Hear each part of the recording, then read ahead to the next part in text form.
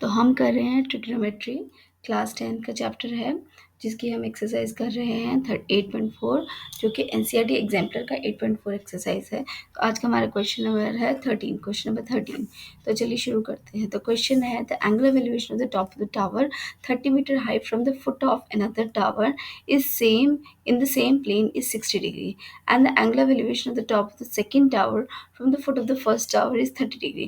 Find the distance between the two towers and also find the height of the other tower. तो ठीक है, तो देखिए question क्या है। सबसे पहले मैं एक टावर बनाती हूँ। तो ये एक टावर है, ठीक है, और एक ही प्लेन पर दो टावर खड़े हैं। सपोज एक छोटा है एक बड़ा है।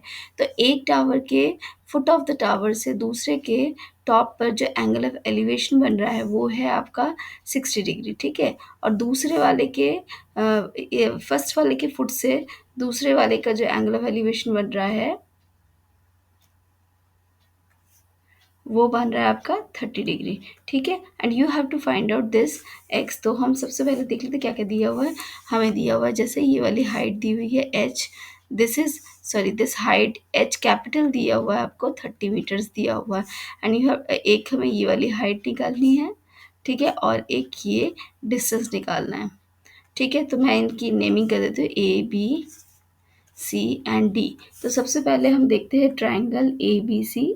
तो ट्राइंगल ए बी सी में आप देख रहे हो tan 60 जो है tan 60 is equals to C B upon A B. तो सी बी कितना है आपका, इट इज़ 30, और ए बी कितना है एक्स। तो ये हो जाएगा √3 is tan 60 is √3 upon x. तो एक्स हो जाएगा आपका 30 अपॉन √3। तो अब हम इसका क्या करेंगे, मैं इसको रैशनलाइज कर देती हूँ। तो ये हो जाएगा 30 √3 divided by 3 and it will be equal to X जो है आपका 10 √3 आ गया। यानी कि 1.732 ले लेते हैं, 1.732 इंटू 10 यानी कि 17.32। ये हो गया आपका कितने में, मीटर्स में।